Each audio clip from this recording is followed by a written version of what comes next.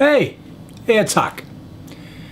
In the year leading up to the 2010 midterm elections, Republican-controlled legislatures in states across the country proposed and passed sweeping anti-Obamacare and anti-gay marriage measures and placed them on the state ballots, helping to assure that their base, which includes hordes of evangelical, homophobic voters, would turn out in droves, which of course they did. Meanwhile, many Democrats chose to stay home in 2010 due to their own apathy, and in many cases because they were disillusioned with President Obama and Democrats in Congress for not doing more on jobs and the economy, on immigration reform, on labor issues, and for not pushing harder for a Medicare for all health care reform package rather than the one that they passed, so dependent upon private, for-profit insurance companies. Never mind that Republicans in Congress, along with a few well-placed Southern Blue Dog Democrats, blocked, filibustered, and unanimously opposed virtually every effort of Democrats to do more. Somehow, to the less informed Democrats and independents in the nation, it was all somehow the Democrats' fault. The result was the largest Republican landslide of House seats in Congress in 62 years. 63 Democratic seats in the House of Representatives switched to Republican, along with 6 Senate seats. 2010 also ushered in a tidal wave of ultra-conservative, Tea Party-backed Republicans in numerous state legislatures, the largest turnover in history, numbering 660 seats in all, switching from Democrat to Republican, beating the old record of 628 seats the Democrats had gained following the post-Watergate election of 1974. So what did all these 660 Republicans campaign on in the 2010 election, where they successfully won their seats against their Democratic opponents? Well, they, like the Republicans who put all those anti-Obamacare and anti-gay marriage measures on their state ballots to help elect them, all campaigned on restoring the economy, creating jobs, and of course overturning the Affordable Health Care Act. But what have they done since being elected 2 years ago? Well, not much in the way of creating jobs. Many states, including Florida and Wisconsin, have actually showed a negative job growth in the last 2 years. Fact is, Republicans are fond of creationism myths. Not just when it comes to religion, but when it comes to jobs. Even the dumbest of them, and there are a lot more of those since 2010, don't really believe their advocacy of tax cuts that favor the wealthy, or tax breaks to large corporations are ever going to do anything to create jobs in America. It's a myth. They know that reducing tax rates on the wealthy merely allow the rich to get richer, something that they've done like no other time in prior history. They also know that cutting corporate taxes and giving corporate tax breaks may well lead to higher Dow and NASDAQ scores, and stockpiles of corporate cash lying around, which if they use in overseas investments while they continue to slash American jobs. Apple, for instance, is now worth $600 per single share of stock and makes approximately $1 of profit for every $3.55 in revenue earned. Both records, as is their $13 billion profit last quarter. I'm sure it gives us all a warm, fuzzy feeling to know that every iPad sold earns Apple approximately $200 to $400 in pure profit, and that the company employs about 70,000 Americans, mostly low-wage jobs at your local Apple store. But even with that much lower than national average wage, 70,000 jobs sounds like a lot. Except when you consider that Apple employs as subcontractors nearly 1 million Chinese workers who make those iPads and iPhones, and all average between 10 and $20 a week in wages, and whose companies like Foxconn are earning profits so low that they are known to take shortcuts with worker safety from time to time, like every time Apple gears up for a new product release. But hey, what difference does it make? If that's how the nation's richest corporation invests in America, imagine under what conditions the Chinese products on Walmart shelves must be made. Doesn't seem to be stopping folks from shopping at Walmart. The Republican attitude is screw American jobs. Republican lawmakers know, after all, that the richer these companies get by creating overseas jobs and eroding the American tax base, coupled with the larger tax breaks and rebates they continue to give them, well, the closer congressional Republicans will ever get to their real goal of eliminating Social Security, Medicare, Medicaid, food stamps, public education, and every other social program. Hey, they'll argue, we can just no longer afford them. No, Republicans have never seriously entertained any thoughts of revitalizing the economy or creating jobs unless they can do it in an environment like you'd find in Indonesia or China. And why should they? They found that the formula for winning elections doesn't require any of that. Just take care of their rich friends and corporate CEOs who finance their campaigns and drum up the base, who will vote against their own economic interest time and time again, in favor of feeling good about their hatred for gays, their desire to humiliate young sexually active women, and the chance to triumph in the lost voting rights of college student snobs, blacks, and urban welfare recipients. Besides, if Republicans actually created any jobs, how then could they blame Obama and Democrats in Congress for the terrible state of the economy? And so, just months before voters will go to the polls in this pivotal election of 2012, we find again that Republican states across the nation have been busy little befouling beavers passing into state law and placing onto state ballots an unprecedented number of anti-abortion and anti-women's health bills guaranteed to energize the largest collection of least educated, most prejudiced, God-fearing fringe of society this nation has ever summoned for a common cause on a single day.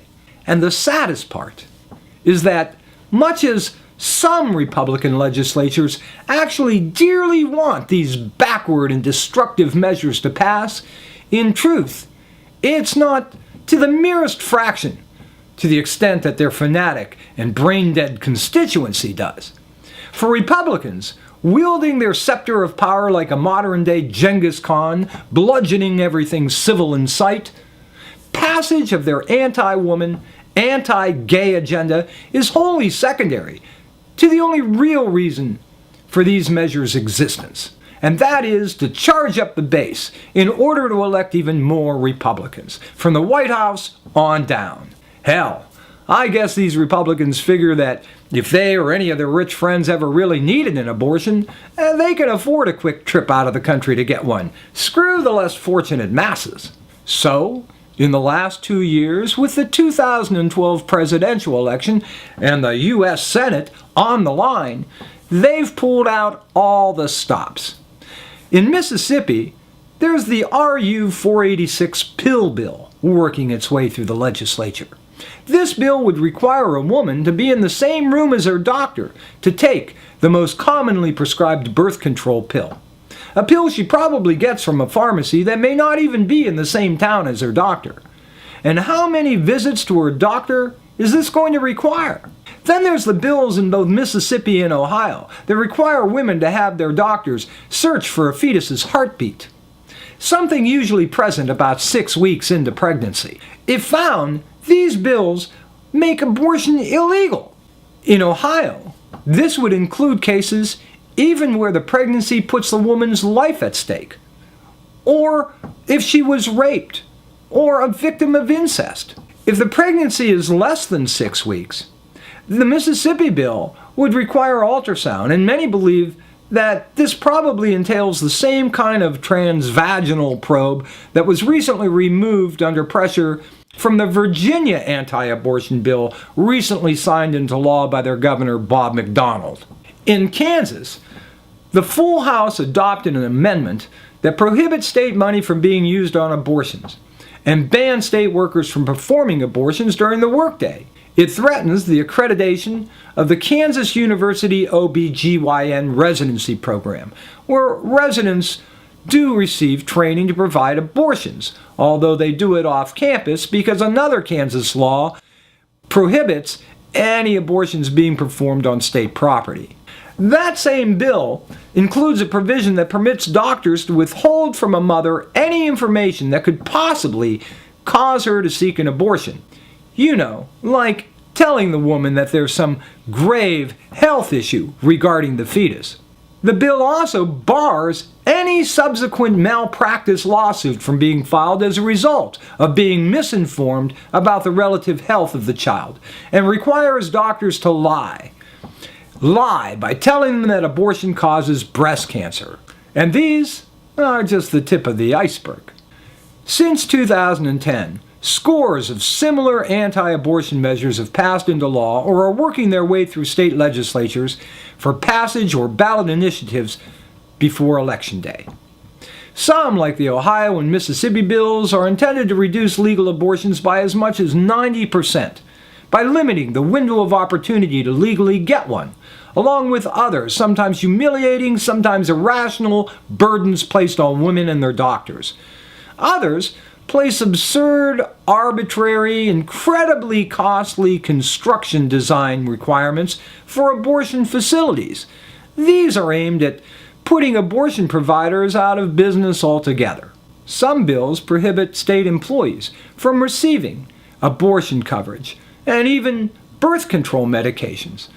Other bills are aimed at giving businesses the option of excluding abortion and birth control from their employee health insurance plans. These would not have to be religiously based businesses, mind you, any business at all. In all, 23 anti-abortion bills were passed in 2010. Last year, in 2011, states passed 83 such laws, every one Republican-proposed, sponsored, and passed. So far, not even 3 months into this year, a total of 430 anti-abortion bills and abortion restriction bills have been introduced in the states.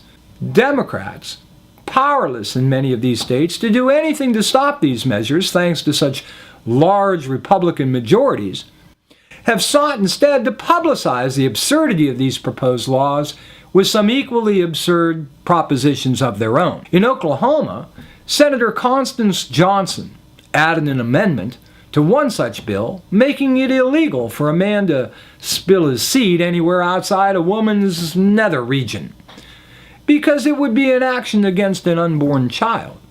She also suggested that any man impregnating a woman without her consent should be fined $25,000 and forced to get a vasectomy, in the spirit of shared responsibility, she said. In Delaware, Wilmington City Council Democrats passed a resolution recognizing the personhood of semen, noting that each egg person and sperm person should be deemed equal under the law. Virginia State Senator Janet Howell proposed mandatory cardiac stress tests and rectal exams for men seeking Viagra and similar erectile dysfunction medications. Illinois State Representative Kelly Cassidy offered a bill requiring that men seeking Viagra-like drugs must first watch a video detailing the treatment they would be subjected to should they experience one of those famous 4-hour erection side effects. But while the absurdity of these democratic measures do help to shed light on the injustice, insensitivity, and intrusiveness of the Republican pro-life agenda, it does little to stop it. The battle over abortion rights in this country was fought decades ago, when, frankly, bolder Democrats and a less apathetic nation listened to the tragic stories of women who were forced to carry babies they hadn't planned for, who resorted to back-alley abortions and crude, home-fashioned instruments like coat hangers to secretly perform the procedure themselves, many paying with their lives in the process. Stories of teenagers so frightened of telling their family or ashamed of telling their friends that suicide seemed the only way out. Has any Republican stopped to think that with our youth detention centers full, our children's services caseloads overwhelmed, and a near absence of willing foster care and adoptive families willing to take on the challenge of kids over the age of 10, how will states fare dealing with as many as perhaps 100,000, 300,000, maybe 500,000 more when abortions are virtually banned?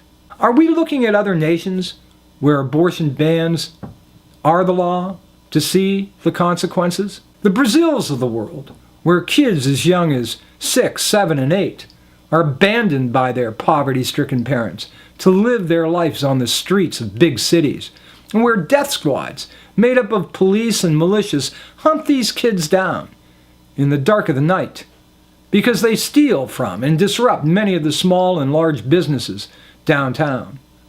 Are we still so Bible-thumping illiterate to think that a woman's uterus is a man's personal baby-making machine, and that, like it or not, willing or not, the woman has no say and no legal remedy in the matter?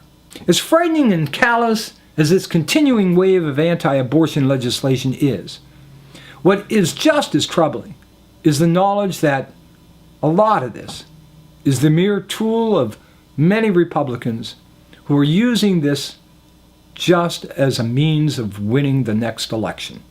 And there is only one way to stop it. I'm afraid that will require something too many folks seem just too apathetic to do. It requires outrage. It requires massive demonstrations and marches on state houses across the country.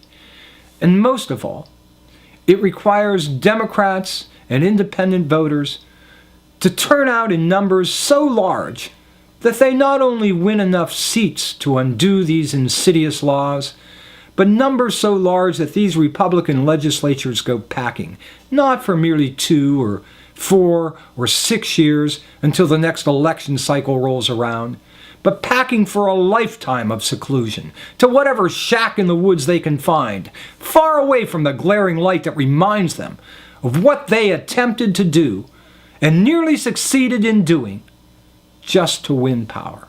I fear it may be just too much to ask of many Americans, especially young Americans, to put away their iPhone and iPad, take a break from their shopping at Walmart or the local mall, long enough to stand up and be heard, if even for just one day. That would be my hope. But I have yet to see any indications that day is going to arrive. Unfortunately, Republicans don't see it either. Anyway, I'm Huck. Thank you for watching. Now I'd like to hear your opinion. I'll see you next week.